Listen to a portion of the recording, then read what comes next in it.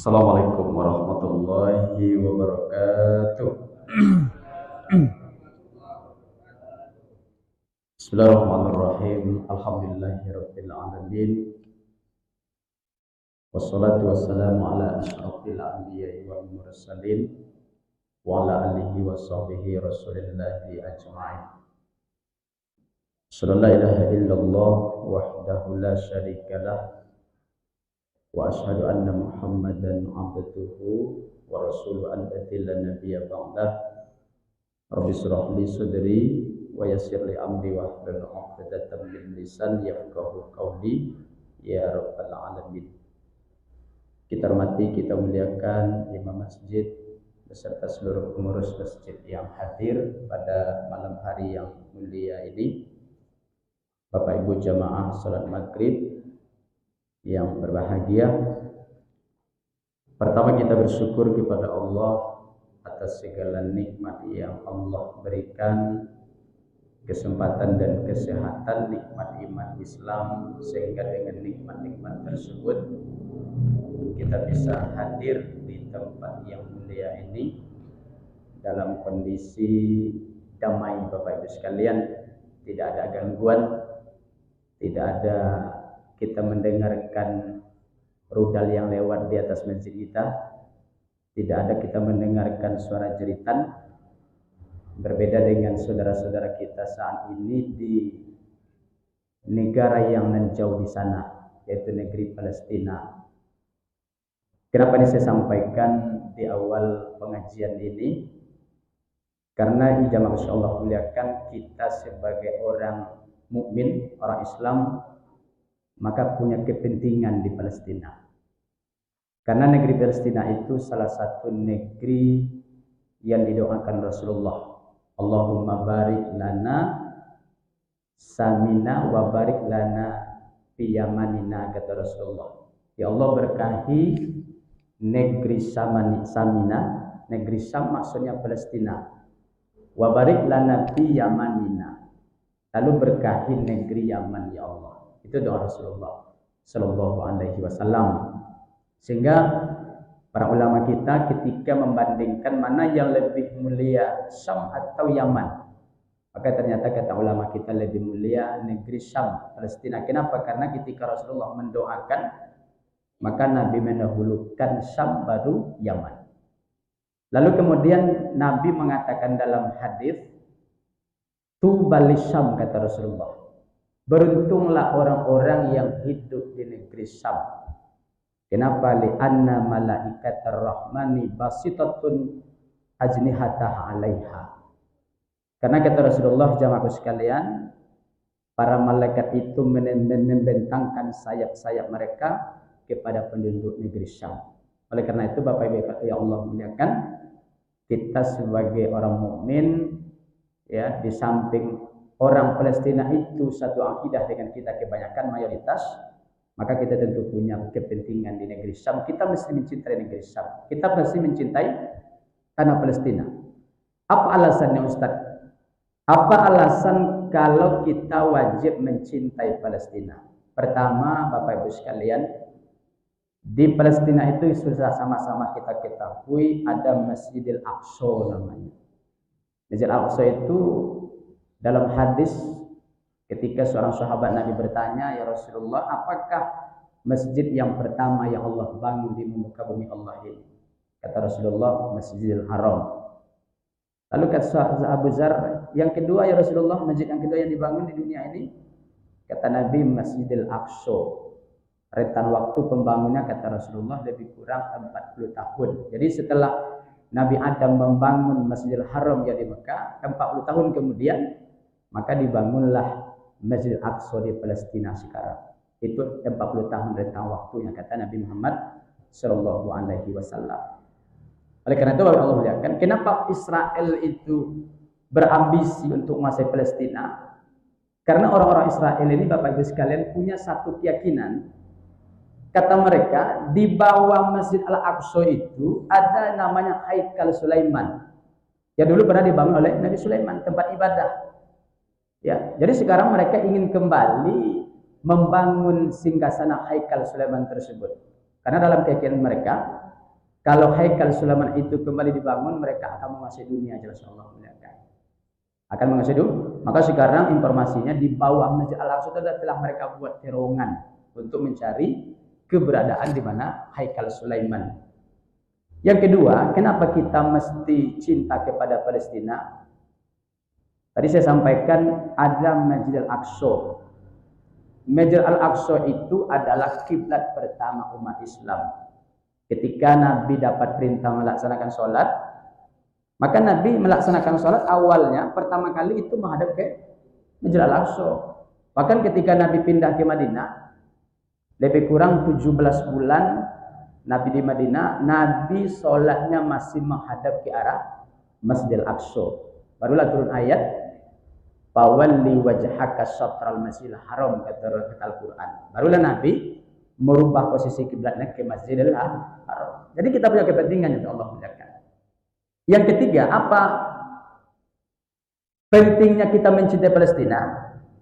Ketika Nabi Muhammad itu Isra Mi'raj, maka Al-Aqsa itu menjadi tujuan akhir Nabi Isra. Sebelum Nabi melaksanakan Mi'raj. Bahkan Nabi ketika sampai di Al-Aqsa, Nabi memimpin para nabi-nabi dahulu ketika melaksanakan sholat berjamaah. Itu ketiga. Yang keempat, Bapak Ibu sekalian, kenapa kita mesti mencintai Palestina? Keempat alasannya adalah karena Palestina itu adalah negerinya para nabi dan rasul Allah Subhanahu wa taala. Karena hidup di situ Nabi Ibrahim, kemudian Nabi Daud alaihissalam, Nabi Sulaiman alaihissalam, Nabi Yahya, Nabi Zakaria, Nabi Isa alaihissalam. Bahkan Nabi Musa membawa 600.000 orang-orang Bani Israel dari Mesir itu dibawa ke Palestina. Subhanallah, Allah muliakan. Jadi negeri para nabi dan rasul. Kemudian apalagi Ustaz? Palestina itu adalah negerinya para ulama. Banyak para ulama kita yang mereka lahir di situ, tinggal di situ. Seperti Al-Imam Sufyan Tsauri. Kemudian ada ulama besar bernama Imam Syafi'i. Beliau lahir di Gaza, Palestina, tapi meninggal di Mesir, lalu dikuburkan di Mesir. Kemudian ada ulama besar, Bapak Ibu sekalian sering mungkin membaca namanya, ulama bernama Al-Imam Ibnu Hajar Asqalani. Asqalan itu di Palestina, Pak. Jadi di situ muncul para ulama-ulama besar. Jadi ketika ada umat Islam tutup mata, Palestina bukan negara kita, Palestina bukan urusan kita. Gejolak di Palestina itu masalah politik. Kita kesampingkan politiknya. Yang kita kedepankan adalah kita punya kepentingan di situ. Di situ adalah saudara-saudara kita, sesama Muslim, satu akidah. Oleh karena itu, Bapak Ibu Allah muliakan, kita tidak mungkin berangkat ke Palestina untuk berperang. Apalagi ibu-ibu, tak mungkin berangkat ibu kan. Di zaman Nabi pun berperang, ibu-ibu tidak ikut. Ya ikut bapak-bapak. Oleh karena itu, bapak-bapak pun mungkin tidak bisa berangkat ke Palestina. Kalau tidak bisa berangkat, nanti ketika ada penggalangan dana untuk saudara-saudara kita di Palestina, kita sisihkan sekecil, kita sisihkan harta kita, rezeki kita kirimkan untuk mereka. Karena 1.000 rupiah yang kita berikan itu sangat berharga bagi mereka yang ada di sana. Tak sanggup juga dengan harta Ustaz. Maka yang terakhir, yang paling ringan itu adalah menyampaikan doa kepada Allah Subhanahu wa taala. Makanya saya kalau khutbah Jumat ketika Palestina Israel itu bergejolak, ketika khutbah yang kedua tidak pernah saya tinggalkan doa Allahumma nsuril mujahidin fi Palestin. Ya Allah, bantulah para mujahid yang ada di Palestina. Jadi mungkin yang paling ringan yang bisa kita kirimkan adalah doa kepada para mujahidin di Palestina. Apabila Allah muliakan, sementara kita bersyukur kepada Allah, kita bisa beribadah dengan tenang. Tak pernah kita dengarkan roket. Kalaupun ada gemuruh mungkin karena petir yang sedang menyambar barangkali. Tapi alhamdulillah kita tidak pernah mendengarkan yang namanya bom meledak. Tapi saudara kita di Palestina, bom roket itu sudah menjadi hal yang lumrah bagi mereka. Tapi itulah ladang jihad mereka di sisi Allah Subhanahu wa taala. Bapak Ibu yang Allah muliakan, kemudian salawat dan salam kita sampaikan kepada Nabi besar Muhammad sallallahu alaihi wasallam dengan ucapan Allahumma shalli ala sayyidina Muhammad wa ala ali Muhammad. Mudah-mudahan Bapak Ibu sekalian, selawat yang kita sampaikan mendapatkan menjadi wasilah kita mendapatkan syafaat dari Nabi besar Muhammad sallallahu alaihi wasallam. Amin ya rabbal alamin. Bapak Ibu yang Allah muliakan, pada pertemuan minggu mungkinlah sampailah tempat minggu yang lalu mungkin, karena absen sudah hampir 1 bulan karena kondisi kurang sehat ya. Oleh karena itu Bapak Ibu sekalian Allah muliakan, pada pertemuan awal dulu kita sudah membahas tentang definisi daripada akhlak. Karena kebetulan kajian rutin kita di Masjid An-Nur ini, saya diminta untuk menyampaikan kajian seputar akhlak. Kemarin sudah kita sampaikan apa itu akhlak, Bapak Ibu yang Allah muliakan, ya. Bahwasanya akhlak itu kemarin saya sampaikan diambil dari kata kholaqo, ya. Kholaqo. Kemudian akhlak itu dia adalah jamak daripada khuluqun. Jadi akhlak itu bisa diartikan perangai, ya, sifat yang muncul dari kita ini. Lalu ketika kita buka hadis Nabi, ya, ketika kita baca hadis Rasulullah, Bapak Ibu sekalian, datang seorang sahabat Nabi bernama Sa'ad bin Hisam radhiyallahu an, datang kepada ibunda kita Aisyah radhiyallahu anhu ibu. Jadi kata Sa'ad bin Hisam kepada ibunda Aisyah, kata beliau, ya ummul mukminin, wahai ibunya orang-orang mukmin, kata Sa'ad, ya, ambi ini an khuliki Rasulullah sallallahu alaihi wasallam. Kata si Sa'ad tadi, ibu Pak, wahai ibunda Aisyah, coba ceritakan kepada aku bagaimana akhlak Nabi Muhammad sallallahu alaihi wasallam. Kalau saya yang ditanya oleh jamaah, Ustadz, bagaimana akhlak misalnya Pak Haji Arif misalnya, ya, mungkin saya jawab, Pak Haji Arif akhlaknya begini, begini, begitu. Mungkin jawabannya panjang barangkali, ya, kalau saya yang ditanya. Tapi ketika ibunda kita Aisyah radhiyallahu anha ditanya oleh Sa'ad bin Hisam, ya ibunda Aisyah, bagaimana akhlak Rasulullah? Maka ibunda kita menjawab, tidak panjang dia menjawab. Justru Aisyah radhiyallahu anha balik bertanya dia. Apa kata ibunda Aisyah kepada Sa'ad bin Hisam? Kata ibunda Aisyah, alasta taqra al-Qur'an? Pernah enggak engkau baca Al-Qur'an? Kata Aisyah. Abang pernah enggak baca Al-Qur'an? Itu pertanyaan yang disampaikan oleh ibunda Aisyah kepada Sa'ad. Qultu bala, kata Sa'ad bin Hisam, tentu pernah saya baca Al-Quran. Apalagi ibu di belakang ibu, ya, insyaallah rajin baca Al-Quran ibu. Jadi kata Sa'ad bin Hisam, qultu bala, ya tentu pernah saya baca Al-Quran. Maka dengan tegas, dengan lugas, ibunda Aisyah menjawab bahwasanya akhlak Nabi Muhammad itu adalah kanal Quran, adalah Al-Quran. Jadi kalau disebutkan akhlak, jangan kita berpersepsi kalau disebut akhlak itu hubungan dengan manusia saja. Akhlak misalnya hubungan dengan manusia. Tidak. Jadi akhlak itu lebih luas. Ketika kita pahami hadis Nabi Muhammad ini, kata ibunda Aisyah bahwasanya akhlak Nabi Muhammad itu adalah Al-Quran. Jadi Rasulullah itu Al-Quran berjalan. Maksudnya apa Ustaz? Segala yang Allah perintahkan dalam Al-Quran ibu, Nabi laksanakan. Segala yang dilarang oleh Allah dalam Al-Quran, Nabi tinggalkan. Itulah akhlak yang sesungguhnya. Maka kemarin saya contohkan dalam Al-Quran ibu, kan Allah Subhanahu wa taala mengatakan, ya ayyuhan nabiyyu qul li azwajika wa banatika wa nisa'il mu'minin, kata Allah. Hai Nabi, kata Allah, sampaikan kepada bini-binimu, kepada anak perempuanmu, wanisa'il mu'minin, kepada perempuan-perempuan mukminin, kata Al-Quran. Apa perintah Allah di situ? Yudnina alaihinna min jalabibihinna zalika yu'rafna fala yuzan, kata Al-Quran. Hendaklah mereka itu menjulurkan jilbab mereka ke seluruh tubuh. Itu kata Allah dalam Al-Quran.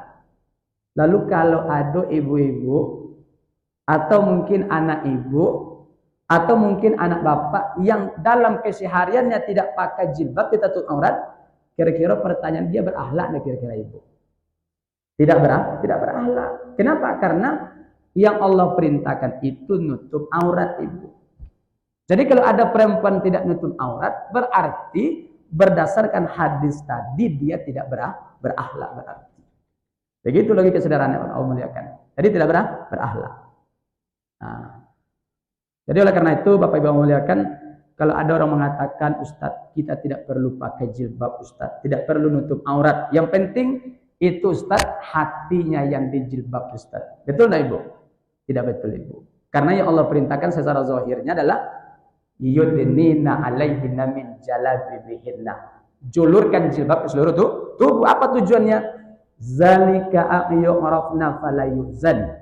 Agar perempuan itu mudah dikenal lalu tidak diganggu ibu. Itu tujuan Al-Quran. Jadi oleh karena itu segala yang Allah perintahkan itu Nabi laksanakan, segala yang Allah larang itu Nabi tinggalkan. Itulah sesungguhnya akhlak Nabi Muhammad SAW. Jadi kalau ada orang tidak melaksanakan sholat, berarti dia tidak berakhlak. Bapak Ibu Allah muliakan. Kemudian kemarin sudah saya sampaikan akhlak itu secara garis besar Pak Bu dibagi kepada dua. Pertama disebut dengan akhlak karimah atau akhlak yang elok, yang mulia. Atau disebut juga namanya akhlak mahmudah namanya. Kemudian yang kedua disebut dengan akhlak mazmumah, akhlak yang buruk. Kemudian kemarin sudah saya sampaikan akhlak karimah itu, akhlak mahmudah itu pun dibagi kepada dua. Pertama disebut dengan berakhlak kepada Allah Subhanahu wa taala. Yang kedua berakhlak kepada makhluk Allah. Tidak disebutkan manusia. Kenapa? Karena kalau disebutkan manusia berarti berakhlak kepada manusia saja berarti. Tapi disebutkan di situ akhlak kepada makhluk Allah. Berarti bisa berakhlak kepada manusia, bisa berakhlak kepada hewan, bisa berakhlak kepada tumbuhan, juga bisa berakhlak kepada jin dan makhluk Allah yang lain. Jadi lebih umum sifatnya. Maka disebut di situ adalah akhlak kepada makhluk Allah yang lain. Kemarin mungkin secara umum sudah saya jelaskan sedikit tentang akhlak kepada Allah. Bagaimana cara berakhlak kepada Allah itu Ustaz? Pertama, cara berakhlak kepada Allah itu adalah dengan cara menerima segala bentuk syariat yang telah Allah tentukan kepada kita. Menerima segala peraturan yang telah Allah tetapkan untuk kita. Awak terima dengan lapang dada, penuh keikhlasan, dengan penuh keislaman. Karena Islam itu artinya berserah diri. Jadi segala bentuk syariat Allah itu kita terima dengan bersedar diri atau dengan lapang dada. Itulah cara berakhlak kepada Allah Subhanahu wa taala. Ketika Allah perintahkan ini, awak laksanakan. Ketika Allah larang ini, awak tinggalkan. Pokoknya segala syariat Allah kita terima dengan lapang dada. Kita terima dengan penuh keikhlasan. Itulah cara berakhlak kepada Allah Subhanahu wa taala. Kenapa Ustaz? Karena Bapak Ibu sekalian yang Allah muliakan, Islam itu agama yang mengatur seluruh aspek kehidupan manusia, Pak. Semua diatur. Beda mungkin dengan agama lain, Pak. Kalau agama lain mungkin yang diatur masalah akidah saja mungkin. Atau mungkin sejarah barangkali, kisah misalnya. Tapi Islam itu secara garis besar kemarin saya sampaikan diatur masalah akidahnya diatur masalah ibadahnya diatur, muamalahnya, kemudian diatur masalah akhlak itu diatur semuanya. Ya, artinya seluruh aspek kehidupan manusia itu diatur. Islam itu memberikan solusi setiap permasalahan yang muncul. Makanya kalau saya nggak salah kemarin saya ceritakan Bapak Ibu sekalian, ada seorang ulama Bapak Ibu, seorang ulama. Ulama ini ditanya oleh seorang non muslim Bapak Ibu sekalian. Ya, jadi ditanya oleh seorang non muslim yang bertanya itu orang kafir ibu, non muslim. Bertanya kepada seorang ulama. Kata si non muslim ini, wahai ulama, apakah betul Islam itu agama yang mengatur seluruh aspek kehidupan manusia? Kata ulama ini betul. Apapun persoalan, apapun aspek kehidupan manusia itu diatur dalam Islam. Itu benar kata sang ulama tadi.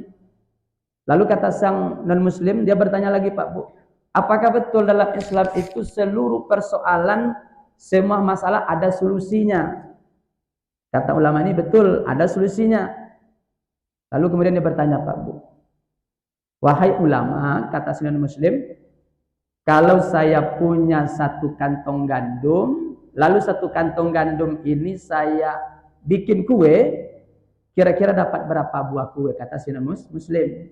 Dan kata si muslim, saya ingin jawaban dari Al-Quran. Katanya semua persoalan, semua aspek manusia itu diatur dalam Islam. Sekarang coba jawab. Saya punya satu kantong gandum, saya buat kue, kira-kira dapat berapa buah kue? Saya ingin jawaban dari Al-Quran, kata sang non-muslim. Ibu-ibu di belakang lah, ibu yang sering baca Al-Quran, pernah nak jumpa dalam Al-Quran itu cara bikin bakwan ada enggak ibu? Tidak ada. Cara bikin apalah, ya, apalah kue risoles, tidak ada ibu, tidak ada. Tapi justru dia bertanya dan ingin jawaban dari Al-Quran. Kalau awak ditanya mungkin bingung, saya pun kalau ditanya bingung kita. Tapi ulama tadi santai aja dia. Diambilnya HP, Bapak Ibu sekalian Allah muliakan, diambilnya HP, kemudian ditelepon tukang kue, Pak Bu. Ditanya saya, kalau saya punya satu kantong gandum, saya bikin kue dapat berapa buah kue? Tentu tukang kue tahu, Bapak Ibu sekalian Allah muliakan. Setelah itu telepon ditutup, lalu disampaikan jawabannya kepada sang non-muslim. Apa kata sang non-muslim tadi? Kata dia, saya tidak butuh jawaban dari tukang kue. Saya ingin jawaban dari Al-Quran. Lalu apa kata ulama ini, Bapak Ibu Allah muliakan? Ketika tadi saya menelpon tukang kue, lalu saya bertanya, ada jawaban kata ulama ini? Maka sesungguhnya ketika itu saya sedang mempraktekkan Al-Quran. Apa yang dipraktekkan? Allah mengatakan dalam Al-Quran, fas'alu 'ala zikri in kuntum la ta'lamun. Kalau bapak-bapak tidak mengetahui tentang sesuatu, maka kata Al-Quran, bertanyalah kepada ahlinya. Jadi ketika itu ulama ini sedang mempraktekkan Al-Quran. Sampai-sampai Sinon ini dia terdiam, tak bisa menjawab karena ternyata ada jawaban dari Al-Quran. Artinya apa? Artinya seluruh aspek kehidupan manusia ini, Bapak Ibu sekalian, itu diatur oleh Islam. Mulai ibu tidur sampai ibu bangun ibu. Lalu ibu tidur kembali ibu, itu ada aturan semua dalam Islam. Dalam hadis Nabi ada semua aturannya. Saya contohkanlah, ini sering saya sampaikan dalam kajian-kajian yang lain. Contoh sajalah, ya ringan-ringan saja Pak Bu. Misalnya adab mau tidur. Ya, ini sudah pernah saya sampaikan di taklim yang lain. Yang bapak yang rajin, Pak Haji, Pak Jarib, Pak Haji Nur Salni, orang yang rajin Pak taklim. Subuh Rabu ke Masjid Hikmah, Jumat pagi ke Masjid Ikhlas, Sabtu pagi ke Wonosri Silaturahim. Sehingga kadang-kadang aku menyiapkan materi ceramah itu bingung Pak, karena bila hadir tauri hadirnya kan, siku hadir juga tengok. Nak sampai kan itu katanya lah mati ikut tauri sampai Ustaz Koma kata Pak Haji Nur Sal kan. Tapi tidak apa-apa lah, diulang-ulang tuh kaji itu pasal kaji, jalan karena dilandui gitu ya. Pasal kaji karena diulang gitu ya. Nah, jadi Bapak yang dimuliakan, sampai dalam hal cara tidur adab pun ibu Pak Bu, itu diatur oleh Islam. Iza ataita madja'aka fatawaddo, kata Rasulullah. Ibu nanti malam kalau mau tidur ibu, jangan lupa kata Rasulullah, fatawaddo. Ini aturan dalam Islam. Sampai ke cara tidur pun diatur, ada adabnya. Jangan lupa sebelum tidur ibu Pak, itu kata Nabi wuduk dulu. Wuduk dulu sebelum tidur. Ya, seperti apa wuduknya Ustaz? Wuduk akali sholah kata Nabi. Wuduk seperti kita ingin melaksanakan sholat. Tidak perlu saya ajarkan bagaimana cara wuduk yang disunahkan Nabi. Karena Bapak Ibu sudah belajar fikih dengan Ustaz Fadil Ihsan di sini tentang bagaimana cara wudhu, apa yang membatalkan wudhu, apa air yang boleh kita pakai untuk berwudhu, air suci, air yang suci tapi tidak menyucikan, air mustakmal, sudah belajar kita insya Allah di sini ya. Tak perlu saya ajarkan bagaimana cara masuk muka, basuh tangan, nyapu kepala, basuh kaki, kita perlu saya ajarkan. Tapi Nabi mengatakan, kalau mau tidur, berwudu kata Nabi. Wudu akalis sholah. Wudu seperti kita mau sholat. Setelah ibu berwudu, ibu, bapakku sekalian Allah muliakan, summat taji' ala sikikal aiman. Maka sunnah Nabi adab tidur itu adalah miring ke sebelah kanan. Subhanallah Pak Bu. Miring ke sebelah kanan, bukan sebelah kiri. Kalau sebelah kiri haram Ustaz. Tentu tidak haram. Ini bicara adab. Ya, bicara adab tidak haram. Kalau sebelah kiri tidak haram. Tapi seelok-eloknya adabnya tidur itu miring ke sebelah kanan. Itu anak ajaran Rasulullah Muhammad SAW. Setelah miring ke sebelah kanan, maka disuruh kita baca doa. Ibu-ibu di belakang tentu ya doa yang paling ibu hafal itu ibu tentu doa bismikallahumma ahya wa bismika wa amut. Itu doa mungkin ibu hafal ibu ya. Itu yang paling mudah. Dengan menyebut nama Engkau ya Allah kami hidup, dengan menyebut nama Engkau ya Allah kami mati. Tapi doa itu ibu baca ketika mau tidur. Jangan ketika Ustaz mau ceramah ibu. Artinya ibu baca doa itu di belakangnya tidur, Ustaz ceramah seorang disuting oleh Ustaz kan. Aku grogi sebenarnya kalau disuting-suting kau sebenarnya Pak Haji Nur Ustaz, grogi. Makanya ceramah aku tidak pernah aku upload ceramah aku, grogi aku ceramah dia. Tapi tidak apa-apa lah. Sebagai kenang-kenangan kan, lah mati aku besok dibuka oleh jamaah ceramah Ustaz Imam Nawawi. Walaupun masih nampak wajahnya, walaupun orangnya lah mati kan. Nah, Bapak dia Allah muliakan, jadi disuruh Nabi kita baca doa. Lalu kalau ibu bapak baca doa menjelang tidur, berwudu dalam kondisi tidur, maka subhanallah Pak Bu. Subhanallahnya apa Ustaz? Ketika kita tidur tadi Bapak Ibu sekalian, ternyata antara kulit dengan baju yang kita pakai, itu adabnya, ada malaikat yang selalu standby ibu. Standby dia. Awak tidurnya standby. Tidak tidur dia, standby dia. Untuk apa dia standby Ustaz? Ternyata setiap gerakan-gerakan yang ibu bapak lakukan ketika tidur tadi, itu ternyata dapat doa dari malaikat Allah Subhanahu wa ta'ala rupanya. Apa doa? Ibu yang mungkin tidur awalnya miring ke sebelah kanan ibu, setelah tidur tadi pun miring ke sebelah kiri kan. Kadang-kadang telungkup, kadang-kadang tangan mungkin lah pindah. Kadang-kadang kaki dah sampai ke muka laki mungkin ibu kan. Mungkin seperti itu ibu-ibu yang mungkin tidurnya lasak ibu. Ya kan? Maka subhanallah ternyata Pak Bu, lasak ketika tidur itu Pak Bu ternyata dapat doa dari malaikat. Semakin banyak gerakannya, semakin banyak dapat doa dari malaikat ibu. Apa doa malaikatnya Ustaz? Allahumma firlaha. Kalau apa ibu-ibu kan? Kalau apa-apa? Allahumma firlahu. Ampunkan dia ya Allah. Fa innahu bata tahiran, karena sesungguhnya dia tidur dalam kondisi lasak. Bukan lasak, tapi tidur dalam kondisi berwudu. Nah, itu subhanallah Pak. Tapi dengan catatan tidur dalam kondisi berwudu. Maka mulai nanti malam yang biasa tidur sebelum tidur itu berwudu, pertahankan amalnya. Yang belum, malam ini kita kaji salah satu adab, salah satu aturan Allah itu dalam kehidupan kita adalah cara tidur. Nanti malam Pak, ibu yang belum biasa wudhu, maka berwudhulah.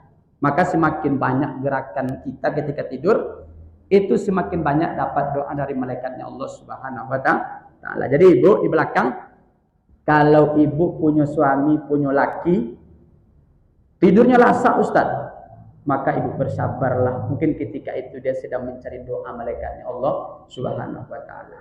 Nah, bersabarlah ibu, dapat suami yang tidurnya lasak. Atau apa kan? Dapat pula istri yang lasak tidurnya. Lasak tidur suami istri bapak tadi itu, bersabarlah Pak. Mungkin ketika itu istri bapak sedang mencari doa dari malaikatnya Allah Subhanahu wa ta'ala. Begitu ya. Tapi ibu di belakang, ibu jangan protes ibu, Ustaz. Berat wudhu menjelang tidur Ustaz. Kenapa ibu? Karena apa Ustaz? Karena kalaupun aku berwudhu Ustaz menjelang tidur, nanti naik ke tempat tidur tersentuh suami, nanti wudhunya batal Ustaz. Karena ibu ini bermazhab Syafi'i. Mazhab Syafi'i aula mastumun nisa, bersentuhan dengan perempuan itu batal wudhunya. Ya, dalam mazhab Syafi'i, walaupun nanti dalam mazhab lain tidak batal wudhunya. Jadi ibu ini Percuma Ustaz berwudu menjelang tidur, nanti tersentuh batal. Oleh karena itu ibu sekalian, ya ibu di belakang, ibu berwudu saja sebelum tidur. Urusan nanti tersentuh suami serahkan kepada Allah Subhanahu wa taala. Tidak apa-apa ibu ya, tidak apa. Yang tidak boleh itu apa Ustaz? Yang tidak boleh itu ibu, sebelum tidur ibu bagi tempat tidur itu tak boleh ibu. Ibu bagi 2 tempat tidur itu. Ya. Ikut tu abang bang, ikut tu aku bang. Ikut wilayah abang, ikut wilayah aku bang. Jangan coba-coba masuk ke wilayah aku bang. Kenapa kata suaminya? Karena tadi pengajiannya wudhu sebelum tidur tersentuh batal bang. Ini pemahaman yang tidak benar. Ikut durhaka ibu sama-sama ibu namaku. Ya, pokoknya menjelang tidur wudhu tersentuh serahkan kepada Allah Subhanahu wa taala. Ini bentuk apa namanya? Bentuk adab ya dalam kehidupan. Artinya apa? Artinya seluruh aspek kehidupan manusia itu diatur dalam Islam sampai kepada cara tidur diatur dalam Islam. Cara makan apalagi ya. Cara makan, berjumpa dengan saudara kita semua diatur Bapak Ibu Allah muliakan. Izalah kitahu fasalim alai. Berjumpa dengan saudara muslim, maka disuruh Nabi kita apa? Ucapkan salam. Maka Bapak yang selama ikut jumpa dengan kawan yang mengucapkan selamat pagi, maka mulai malam ini biasakanlah Pak, assalamualaikum. Itu diatur dalam Islam. Jumpa dengan muslim, yakin kita dia muslim, pakai jenggot misalnya kan. Nah, tapi kalau gini tuh orang-orang non muslim pun pakai jenggot ini Pak kan. Yakin kalau kita dia muslim, ucapkan salam dengan dia. Walaupun tak kenal. Karena memang salah satu amal ibadah yang utama itu kata Nabi adalah mengucapkan salam kepada orang yang kita kenal atau kepada orang yang tidak kita kenal sekalipun. Tapi awak yakin inyo seorang muslim. Tapi kalau misalnya inyo tak muslim, maka kita dilarang untuk mengucapkan salam. Mana tahu nanti, mohon maaf kita punya kawan satu kantor mungkin dia non muslim, maka kita tidak boleh mengucapkan salam kepada mereka. Tidak boleh kita mengucapkan salam, kita jangan berharap mendapatkan salam dari mereka. Tapi kalau seandainya lah mereka mengucapkan salam dengan kita misalnya yang non muslim ini, maka cukup jawab wa'alaika saja. Begitu yang dia sampaikan oleh ulama kita. Tak boleh kita menjawab wa'alaikumussalam warahmatullahi, tak boleh kita jawab seperti itu. Cukup wa'alaika saja. Jadi apa artinya Pak? Diatur dalam Islam Bapak Bi Allah muliakan. Bapak Bi Allah muliakan itu diatur semua dalam Islam. Oleh karena itu Bapak Bi Allah muliakan, cara berakhlak kepada Allah itu pertama adalah kita menerima segala sesuatu yang Allah syariatkan itu dengan lapang dada. Yakin awak kalau syariat Allah itulah yang terbaik ibu. Yakin kita? Kenapa? Karena setiap syariat Allah itu pasti membawa kebaikan. Karena yang tahu kita itu Allah. Kira-kira mana yang lebih tahu tentang diri kita ini, Allah atau diri kita? Allah Subhanahu wa taala. Kalau ibu bapak tak yakin, aku tanyalah.